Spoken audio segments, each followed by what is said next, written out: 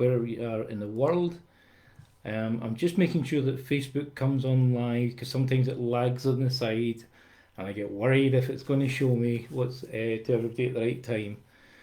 So, by my watch, it's just gone 8 o'clock. What are you doing, camera? Come back. Thank you. There we go. It's just gone 8 o'clock. We're ready for our free live training session on setting boundaries that work for you. So, welcome to everybody that's joining me here on the live. I know it's not a perfect time for everybody. I can't do that because we've got people from all over the world with us on these sometimes.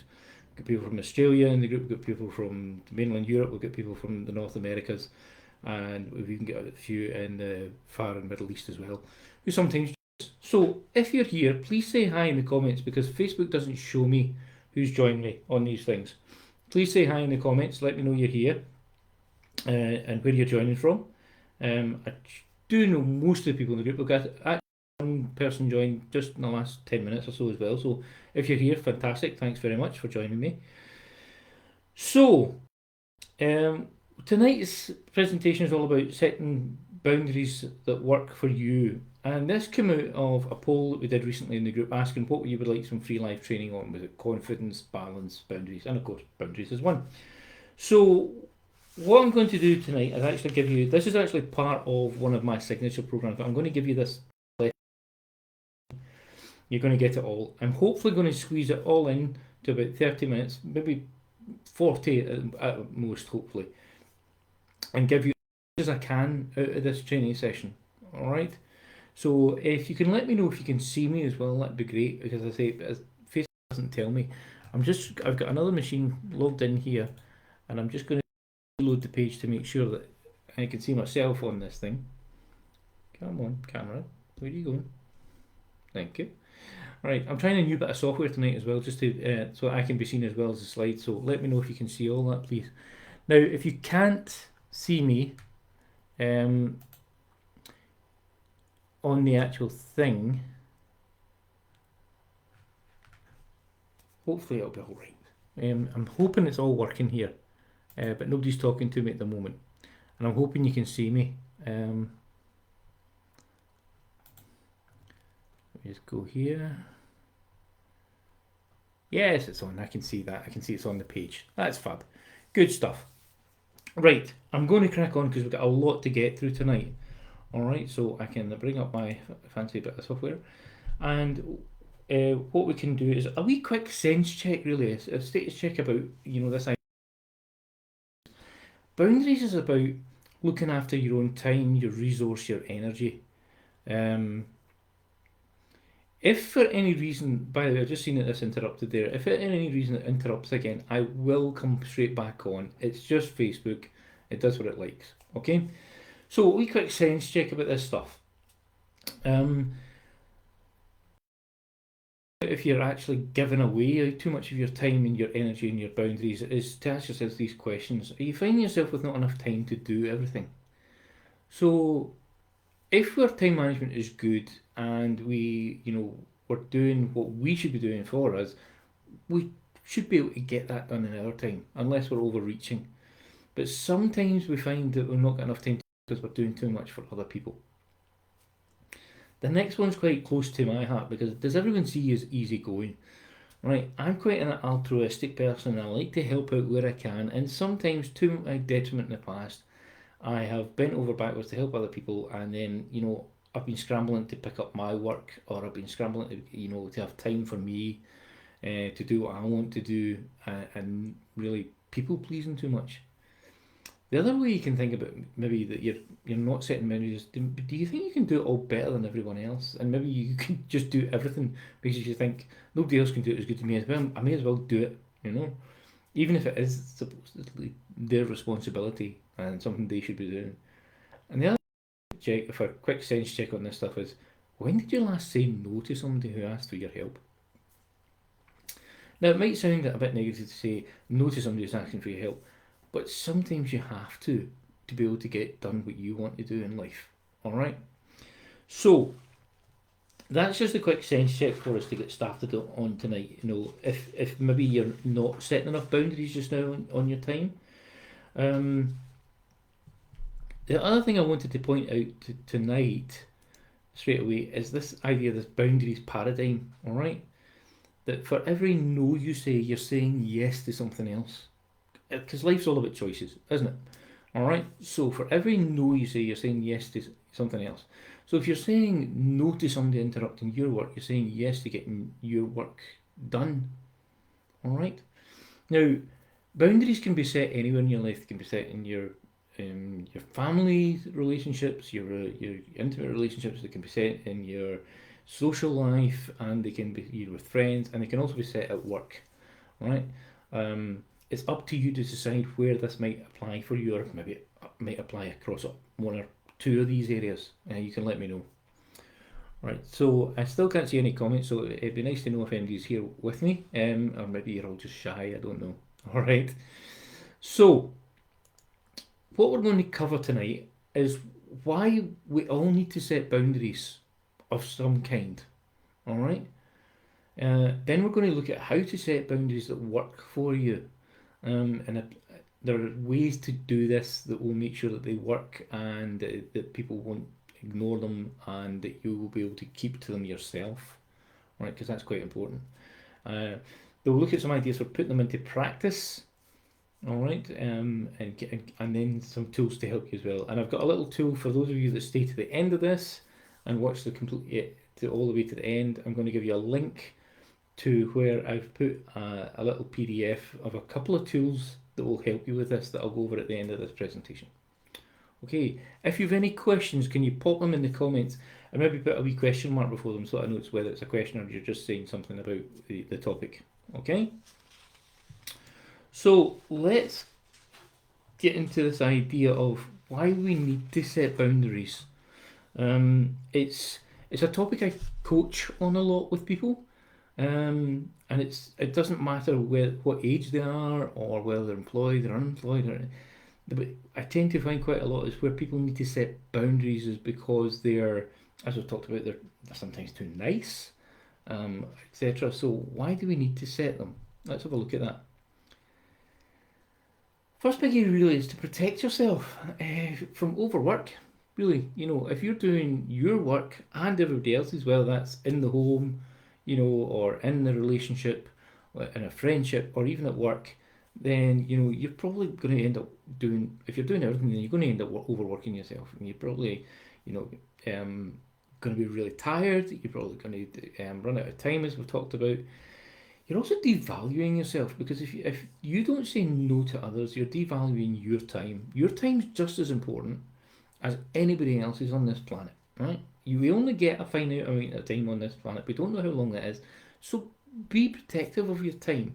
Put that shield around it. Put some barriers around that time that you've got on this earth. Yeah, you might want to share your time with some people, but in other areas you might not get to share the time with the people you want to because you're working with other people. And you're doing other things for other people, right? You've not set those boundaries.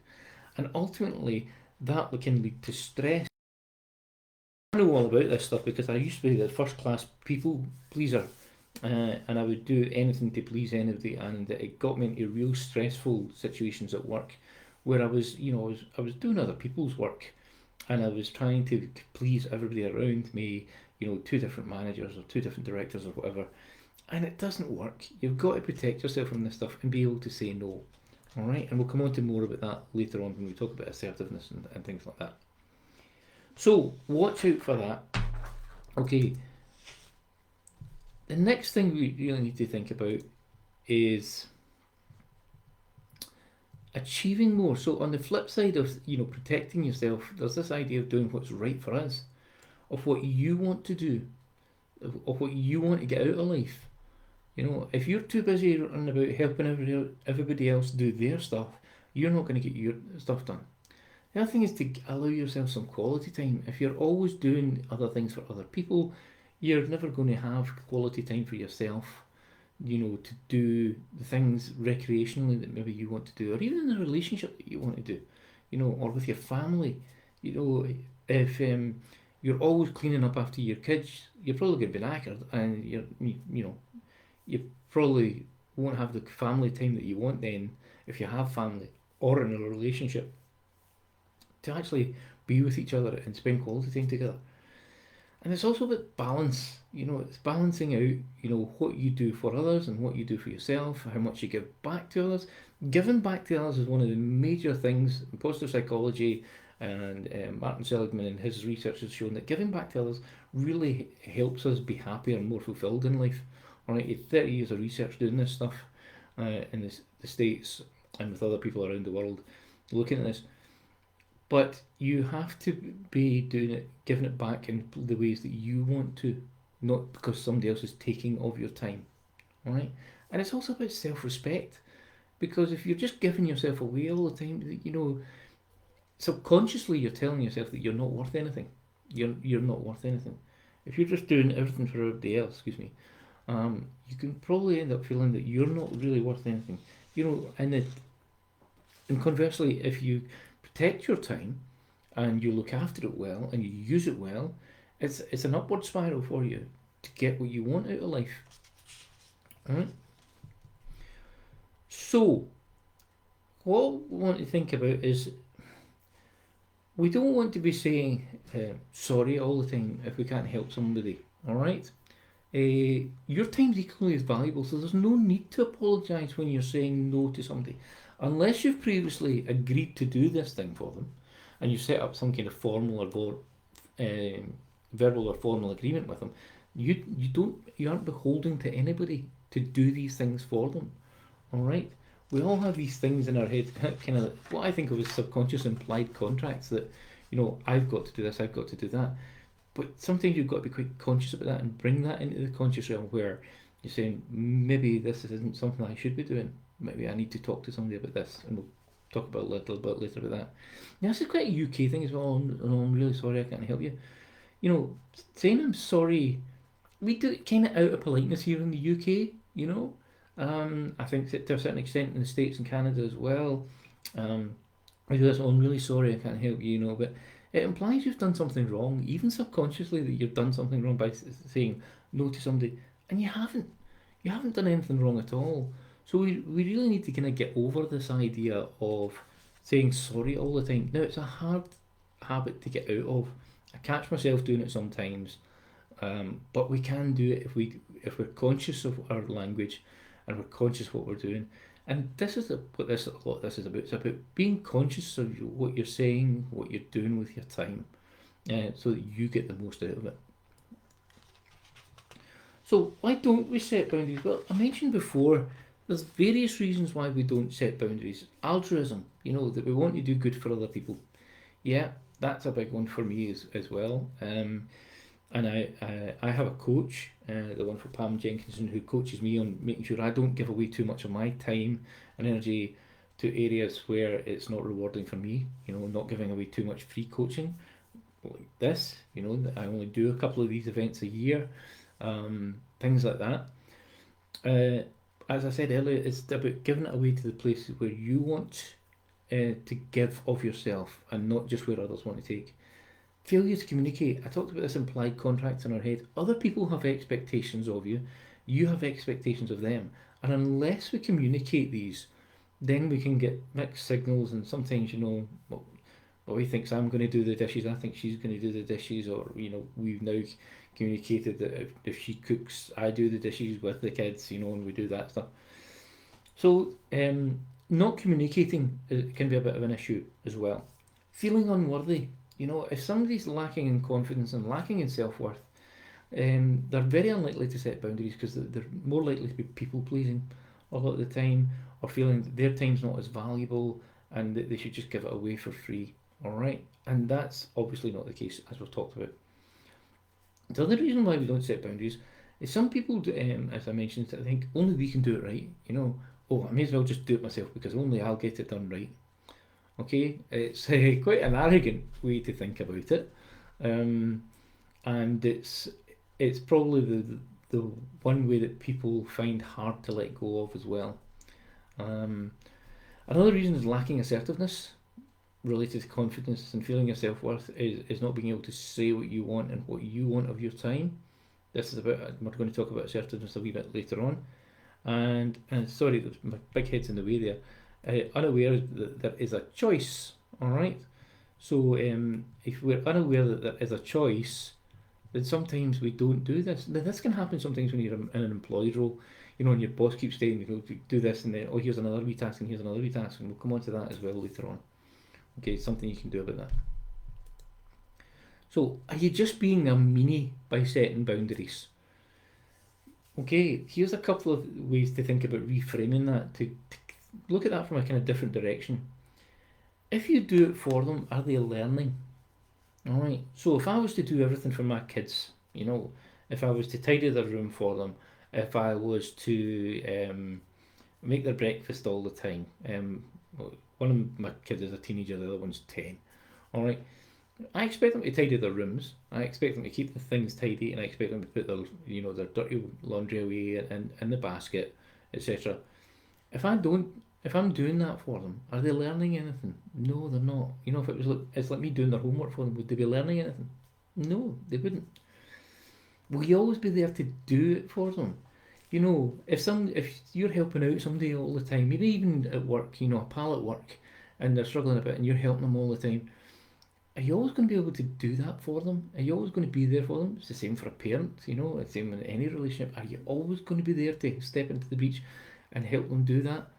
Maybe not. And if they haven't learned how to do it, haven't learned to stand on their own 2 feet, and learned how to do their own time management, what are you teaching them? You're teaching them that they are incompetent in life. So it's better, to my mind, to let other people learn how to do what they're supposed to do, communicate it properly, and let them stand on their own 2 feet. No, by all means, train them, get them ready for it. If we're talking about kids, communicate this stuff and get them ready to do their own thing. And that way, you're actually not being the meanie. You're actually being the good guy or the good person to say, right, yeah, I'm not going to do this for you because you're going to have to learn how to do this for yourself at some point. So, is this making sense to everybody watching? If you can say yes in the comments if you're watching live. I can't actually see how many people are watching. I can just see that this is working, thankfully, on the other screen. All right. Now, the other reason why we need to set boundaries is a very well-known thing about the empty bowl syndrome or empty cup syndrome. If your bowl or cup is empty, you've depleted all your resources, your energy, or your rice, as the original analogy came from, you've got nothing left to give. You've got nothing left to give to other people. Okay? So if you keep giving to other people of your time, your energy, your resource, your knowledge, etc., and you just keep giving it away for free, eventually you're going to have nothing left. All right? There's no trade-off there. There's nothing coming back to you to help fill your bowl. So you need to help fill your bowl, and keeping your time for the things that you love to do, things you need to do, is your way of keeping your bowl full. All right? By all means, you can share once it starts to overflow, but don't empty it to the detriment of your own life and giving away too much. And that's something that altruistic people, and I coach quite a lot of altruistic people who like to give back to others, sometimes forget, right? They think, oh, I've just been helped, I'll just do it this once, And I hate that word, because it's as insidious, it gets in there, and it becomes a habit, and you end up doing it all the time. And the other reason why you have to set your own boundaries is because, eventually you'll get to that resentment. This is not my wife angry at my kids for not tidying their room. Honestly, that's not the picture of my wife. Our captain never doing that. She's going to kill me for saying that. But you will end up resenting people who are constantly taking of your time, your resource, your energy. If you've got friends who are constantly looking for you to do things for them, or family members who want you to do things for them. I used to work in IT, right? I used to be a desktop support, and then I worked on bigger systems and things. But because I was the kind of IT savvy person, I became the person that everybody phoned, when they had a problem with their PC or their printer at home, or even sometimes in their work. And, I still was getting calls even at 11 o'clock at night sometimes. And you do get to resent it, because I hadn't set the boundaries. I hadn't said, no, it's okay, ask me a question every now and then, but, don't be phoning me after 9 o'clock at night. Ask me to put my thinking head on about IT problems, okay? So, th- just think about what I've been talking about there just now. Where are you maybe overstretched in life? Is it with your family, your relationships, your intimate relationships, your friendships, or at work? Where are you overstretched? Where do you think maybe you're giving too much of yourself to other people where you shouldn't be? It's all very well doing what you should be doing, and that's a big topic in itself. Is what's important to you and what should you be doing? Is what is important for you getting done? So, is the things that's important for you in your life being looked after? Is it your friendships, your intimate relationships, your family? Is that getting done? What you need done for you in those situations? Not the whole company, not the whole group of friends, not the whole family. It's what's important for you getting done. Because if that's not, then you might be giving away too much of yourself. Do you feel stressed? I know when I was people pleasing, I was stressed out my head. I was a basket case by the end of it because I was just giving too much all the time, and I was tired and I was exhausted and I was resentful as well when you got to these. And sometimes maybe even conversely, it might not be that your boundaries are wrong. It's maybe your time management not good enough. All right, and we'll talk a wee bit about time management, just a couple of wee tips in the forthcoming slides as well. Right, let me slide this along so I can see the rest of it, and we'll. So, how do we set boundaries at work? How do we set boundaries that actually protect our time, that help us to look after what we want to do in life? How do we do that? So, for setting boundaries, some of the things we need to think about: understand what's important to you. What do you need to get done in a day or a week or a month or in your year or in your life? What do you want to have achieved within a given period of time? That's a major thing for you to know. What is it I need to have done? What's important for me to get done? Not for that person over there or my partner or anybody else, but what is important for me to get done? And set your priorities according to that. Um, we've talked a lot in the group in the past about values, and we've had various tools up there about you assessing your personal values as well. And that's a good way to look at that because then you can say, okay, well, I need to work on something that will bring me that value or towards that motivation. And then you need to communicate your expectations regularly until they are habit. Alright, now I say because until they are habit, I'm just checking that everybody's still here, that that's working, that's great. Um, if you communicate your expectations once, all very well. Hopefully they'll take it in. But if you keep communicating it, if somebody keeps coming back and maybe chancing their arm a wee bit, we have a great expression in Scotland of somebody called a chancer. Right? And a chancer is somebody who will keep trying to get you to do stuff for them until you eventually go, oi, no, not happening anymore. You're a chancer. Okay? Alright, so I hope that translates well for our North American friends and Canadian friends and elsewhere. But chances abound, alright? People will take what they can get on the most part as well.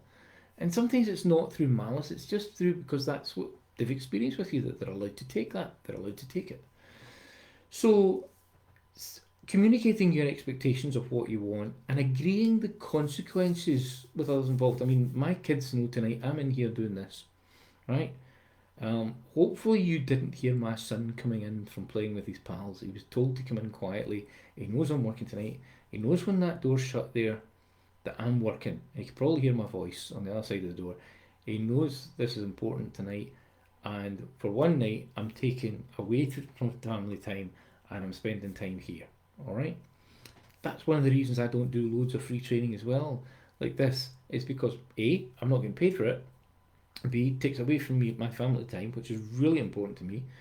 But I'm doing it tonight because I like to give back to this community in here as well. People who are trying to live their life better. Okay? So agree the consequences involved. Things like if my son goes over his Nintendo Switch time, you know, these game things, Minecraft, he knows that if he goes over it and he doesn't come off when he's asked to come off it, that he's probably not going to get it the next day. Alright? Various little things like that. So it's agreeing the consequences with others. You know, if somebody comes running up to you last minute on a Friday and says, "Ah, I've got a problem," you know, Your failure to plan on your part is not an emergency on my part. All right, it's not my problem. And you've got to stick to your guns about this stuff. You've really got to stick to your guns and say, no, this is what I'm doing with this. Just like when I say to the kids, when I said to people, stop phoning me for the IT stuff at night. Please don't do that. I don't mind taking a call up to about 8 o'clock, 8:30, but phone me at 11 o'clock at night saying that you can't get an email to send or something. I'm not interested, okay? I needed my sleep at that time as well, and I still do, like anybody else. So you've got to stick to your guns on this stuff. You've got to stick to it and keep reinforcing it until it's habit for them, so that they then know that this is how far you can get with Brian or another, and no further. That's what's going to happen. So how can we protect our time like that? How can we do that? And a great thing I started doing years ago, I can't even remember who put me onto it, was forward planning my week. So putting you first in practice is to plan your time priorities. Now what the little picture here, so burning it out, is I think it was a week, that one there, yeah. It was a passion planner, that particular journal type that I used at the time. And you could plan out your week in advance. So I'd know what my to-do list was, that would go down the left-hand side. And then I'd actually plot in times that I was going to be doing that. So project A would be Monday, project B Tuesday, whatever it was. And those times would be blocked out, and I'd know what I was doing those times. And remember the value of why you chose those tasks, because that really helps you to, once you've put it in black and white on there, it's really easy then to say, no, that's my priorities this week. If you don't write it down, your priorities could be anything. But if you've written it down and you have put it in black and white, you can look at that and think, well, no, if somebody comes to me, when I've used a written planner, it comes to me and says, oh, could you just do this? And I think, I look at my thing, I think, well, actually, no, I don't have any time to do it this week. I might be able to help you next week at such and such a point that suits me, but no, not this week, or not today, or not this hour, or whatever. And you've got to kind of stick to it, all right? You've really got to kind of stick to that in a work sense. Okay, you can't really do this with family and with friends. Well, you can with friends, as I said earlier. If I said, I'm quite happy to take a call between 7 and 8, if you've got an IT problem, and I would have fixed it for you back then, but I'm not taking them at 11 o'clock. That's me putting it into practice as well, and you've got to stick to it. So if that phone then rings at 10 o'clock at night, and you see it's that pal that's always phoning up asking for help with something, you've got to ding it. You've got to actually think, no, I'm not going to decline the call, and don't get drawn into it. All right. So we used a rule when I worked on a big blue corporation some time ago. Somebody phoned at 4:45. You didn't answer the phone because it was them trying to make their problem yours. And it was usually, I worked in the UK, it was usually somebody in the States trying to make their problem yours. Okay, the other thing is, when you do this, if you start doing other things for other people, you'll start to see what you've missed out on getting done in your week. All right, and that can include things like, for me, practice time on my guitar's fun. For me, murder for my family, God help them. But I love doing it. I play guitar because I like it, not because I'm good at it. But I've got time set aside for that. Things like that. If I keep giving away my time, I'm not going to get doing that stuff. I'm not going to get the time with my family. If I have to go and help a friend with an IT problem, or if I was coaching for free, take it away from my family, I would get to resent that as well. This brings me on to another idea of having your own flexi time. Now, the reason for this is sometimes somebody will come to you with an idea or asking you to get involved in something that actually will excite you, that will make you go, wow, yeah, I want to do this, all right? And it's for when it suits your values, and flow being the kind of activities that you're happy doing, and really cheer you on in life, and lift you. So it might be going to the pub for a pint, it might be going hill walking, it might be painting, it might be whatever it is, helping out with a local community, whatever that is. Some of these things will actually, and I've got a floating half day in my weekly schedule. I've got some time in there. I don't book out every minute of every day, because it wouldn't leave any room for spontaneity. But I've got time there that I can say, yeah, that's something I'd really like to get involved in, because that's, it sets me alight. But it's not to placate others. It's not to say to them, yeah, I'll do it just because it's you, pal. You know, I'll come and I'll suffer it. You know. I got a very good friend. He was my best man actually, and he is brilliant at blinkered focus on what he does. He's involved in the film and television industry, script writing and judging scripts and things, and he's very good at saying no. If people are asking me for a call, no, I can't do that during the day. I'm working. I'm working on this. People think sometimes, especially when you're self-employed, actually, that you know you can just drop everything and go. Something doesn't really work like that. Unfortunately, if you want to make some money, and you know it's the same for people who are employed. You can't just drop things and go. You know, walk off site or go out the office, whatever. But if you have some time set aside that you can say yes to things that come along, then that's great because you can really, you know, it can set your soul alight. Now, I said earlier we'd go on to this thing about saying no to the boss. Really difficult situation, sometimes setting no to the boss. If, and there's, they're using the wrong language, it can seem like a difficult situation to say no to your boss. Whoever your boss may be your client who's paying you directly, with the person who's employing you to do a job, it could be the wife, alright, or the husband, or the partner, alright. So, what I would suggest here is when somebody's come to you and say, right, yeah, could you just do this, could you just do this as well? Don't own the problem with them, you know, right? Don't own the problem. This is their problem that they're trying to solve and they're asking you to help. So it builds courage and builds self-respect to be able to say, well, what would you like me to drop for this new priority? Because I can't do everything, you know, unless you want me to work for nothing. I can't do everything. So would you like me to stop this priority, that priority that you've already told me I had this week? Do you want me to give that to somebody else because I can't physically do this stuff in the time that I've got that you pay me for? Now, this builds self-respect, and yeah, it does take a wee bit of courage. Instead of saying no all the time, you can say yes, and I might have to drop one of these other things to be able to do that. That's a great way of doing it actually, rather than saying no, because no can be confrontational sometimes, and some people aren't good at saying it. But you can say yes, and it means that you know somebody else might have to do this, or somebody else might have to do this other thing. Does this make sense? To I'm just going to scroll down here to see if I can see. Right, good stuff. All right.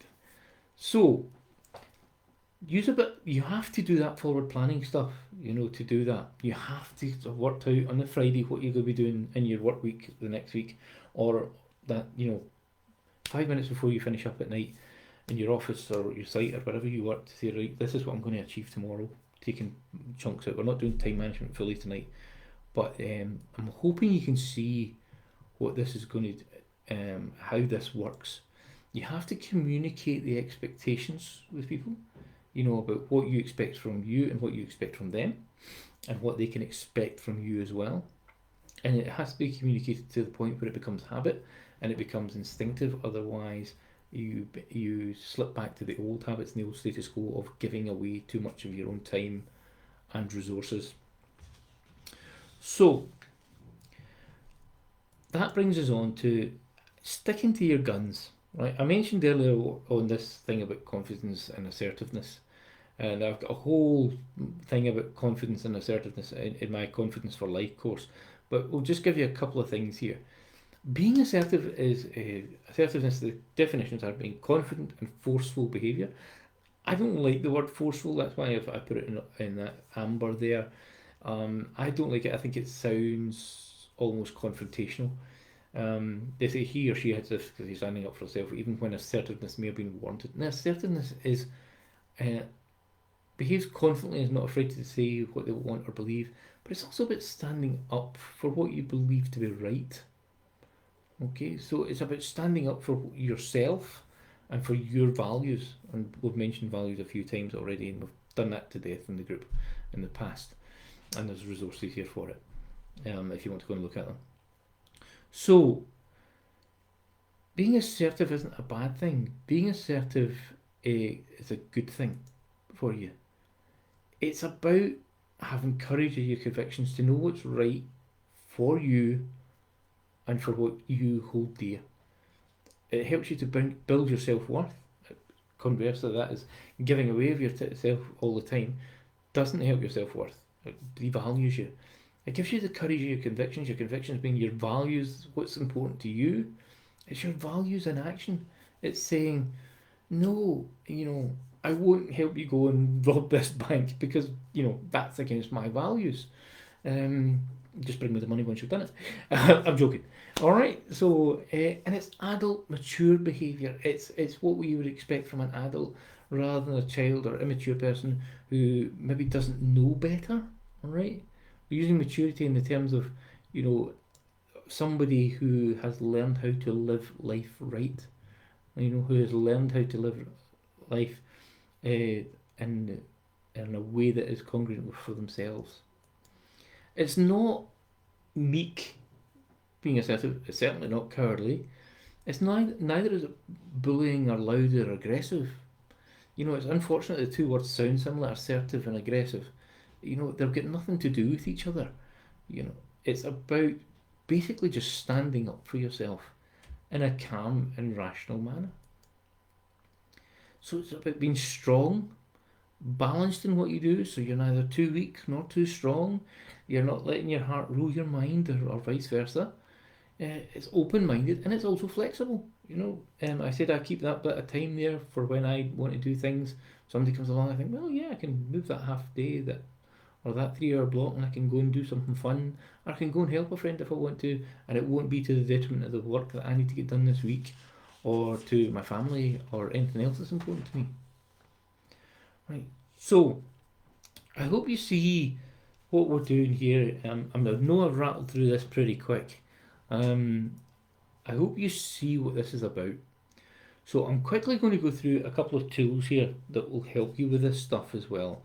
Now I've got a link to give you in a minute, which I'll do in just a second or two, with these last couple of slides on it. I'm not giving away all these slides, but I will give you away these last couple of slides, which are really tools to help you think about where you need to set boundaries, how to set boundaries, and another thing to help you, which I'll just show you right now. So, first is just a set of questions really to help you evaluate any boundary you're setting. All right. So if you're thinking about, okay, let's take the example of me helping friends with their IT problems back in the day. All right. Before I get too much grey hair and nay hair and was out of date with everything. Whose task is it? Is it my job to fix this, or is it theirs? Whose responsibility is it to do this thing? Whose task is this? I was coaching somebody a while ago who was a parent, and it's my responsibility to keep a nice, clean, tidy house, etc. And I said, well, right, okay, but are you leaning on to the next question? Are you stopping them from learning something by doing it for them? I mentioned this question earlier. Are you stopping? This is kind of summarising everything else that we've talked about. Are you stopping them from learning something? So if I was to tidy up for my kids all the time, and I wasn't to show them how to cook, and I wasn't to show them how to behave politely in a restaurant, am I doing them a service? Am I really? Probably not, right? Well, doing this delay or interrupt me from my priorities. So if you're looking at something that's coming into you, and somebody's saying, oh, can you help me with this? Will it delay or interrupt me from my priorities? Will it stop me from doing what I need to get done in life, what I want to get done in life as much?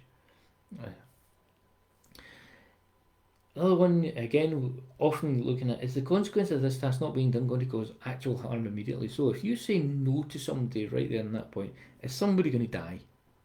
Right? Probably not, unless you're in medical, okay, or in psychological mental health care, right? Probably not going to die from it. So, the consequences of us saying no aren't often as negative or as harmful as we sometimes build them up in our minds to be. All right. What expectations can I set about interruptions or tasks not being done? So I talked earlier about people phoning me at 11 o'clock at night, and I would say, no, look, I'm quite happy to do this stuff, between 8 and 9. At that time, my kids were younger, and they were usually in bed by 8. And I said, between 8 and 9, I'll take a quick call, but I'm not going to be doing it for an hour or 2 hours. I'll take a quick call, 10, 15 minutes at the most, communicating that. And I get next point, am I communicating my boundaries well? If I had just kept taking the calls all the time, was I communicating that well? No, I was telling them this was okay until I said, no, this is what I'll allow. This is what I'll allow. This is how messy your room can get, kids. This is when I'll answer the phone for IT project. This is when I'll allow you to interrupt me when I'm working. My kids know, I work from home. My kids know when the door's shut here, they don't come in. Alright? Unless there's a fire or an emergency, they don't come in. I'm working here. So I've got that boundary. It's a physical boundary, but it's also a mental boundary with them that they don't annoy me while I'm working. Another one is that helps you is, am I willing to accept 100% that I and my priorities are just as important as anyone else? Alright? Because if you look at something and you think, well, I've got this to do for me, and this person's asking me to help with that, or I'm always having to pick up this task for this person, right? Am I really accepting that my priorities are 100% as important? Sometimes not, right? And I know for a fact, from me, my personal experience, I wasn't. I was not respecting myself and my time as being 100% as important as anybody else's. And the final one is, will I follow through on any consequences? So, if somebody keeps interrupting, if my kids were to walk in here while I'm doing this or while I was on a coaching session, they know there would be consequences for them. There will be consequences for them. Loss of screen time, loss of a privilege that we give them. We would take something away. That there would be consequences for it, and they'd probably get a stern talking to as well from me. So I've got to be able to follow through on those things. If I say I'm going to take away the screen time the next day and take away the Nintendo Switch or Xbox or whatever it is, I will take them away. If I say I'm going to take the teenager's mobile phone off her, I will take it away. If I say she has to go straight home after school instead of going to the park with her pals, I will do that. I'll go and pick her up and make sure she comes straight home. So you've got to be able to follow through on setting your boundaries and stick to it. Alright? And it helps sometimes to have some support there. I've mentioned earlier I've got my coach Pam Jenkinson at Three Row who helps me with this stuff. It could be your life partner, it could be a friend who helps you do this stuff, it could be your coach, life coach if you're lucky enough to have one, who helps you do this stuff to make you see that you stick to these things. Maybe even journal it and look back to see how often did I let that slip. Did I end up doing other people's work for them, or did I end up doing so many favours for friends that to the detriment of what I wanted to get done? It's a great way to see it. It's just looking back in your diary and your journal of what you're doing this. So that's a set of questions for you to use, and you're going to get this in the free PDF. I'll tell you where to get it in a minute. The other thing I like to use quite a lot, and it's good, I know we're running quite late with this, I'll try and finish this in the next 2 minutes, is affirmations. Now, I used these a lot when I was lacking in confidence as a younger man, and then I'd learned self-hypnosis and the things behind that. But I find these really, really help me, okay? I find these really help me to discipline my own mind to set the boundaries. So it's almost like a boundary for myself is to make sure I do my affirmation. And this is a set of affirmations that you can use to help you to see yourself as worthy and to be able to set boundaries further down the line and keep to them. So I'll just read them out quickly. I am equally as worthy as anyone else. It's pretty self-explanatory. You are. You may not think so, but you are. Okay? Just from the very reason that you're here on earth, you're a living, breathing human being, cognizant enough to be watching this, you are worthy, just as worthy as anyone else. You're equally as worthy as anyone else. I deserve to stick to my values and priorities. Your values and priorities are important to you. They might not be important to your pals, to your boss, to your colleagues, but yours are important to you. And because you're equally as worthy, you deserve to stick to those values and priorities. I am helping others to learn by letting them do their own tasks. We talked about that earlier on. Saying no is actually saying yes to them learning. By saying no to them, you're saying yes to them learning how to stand up for themselves, how to live for themselves, how to do whatever for themselves. For my kids to learn to keep a tidy house around them, clean house around them. That's what you're learning to them do. I am forthright and disciplined with my expectations. That's about communicating it. You know that if you keep affirming this, you will become, that will become habit with you. That you'll be able to do that. And I value my time. So if you value your time, then if you really truly value your time, you will be able to set boundaries around it. If you don't value your time, if you don't value your energy, your time, your presence, in anywhere at any time, then it's worthless to you, and you start to think of yourself as worthless. But if you value your time, I value my time, means I value me, because my time here on earth is finite. It's not infinite. I'm not going to live forever. None of us are.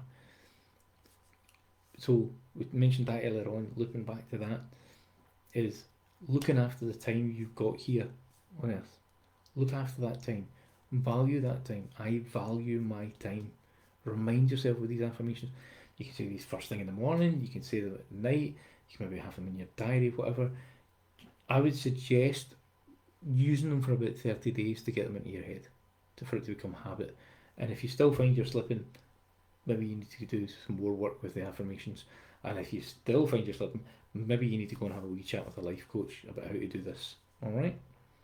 So I know I've talked on for quite a bit long. In fact, 3/4 of an hour. Well, I should have warned myself for the 5 minute startup. I should have done a 5 minute preamble. I hope you found this of use. If anyone has any questions, I can see them here on the other screen.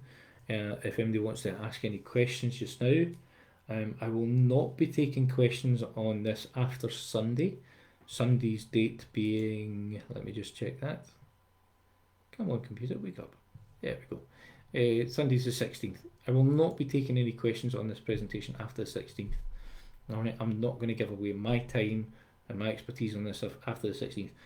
This presentation, if you're watching on the replay, good on you, because I'm only keeping it up until the 16th. Again, this is about setting boundaries.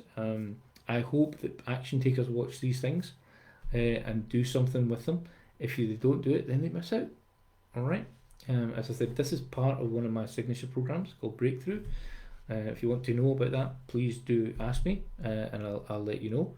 The other thing I need to do is to give you the link for the where to get the PDF, those last 2 slides with the questions to ask yourself and the affirmations, and I'll just put that in the comments just now. Right, if you use that link that is now in the comments, you can download there's a title page and those 2 slides. That's all that's in there, and you will have those things. I hope you found this of use. I haven't seen any questions come up yet. Doesn't look like we've got any.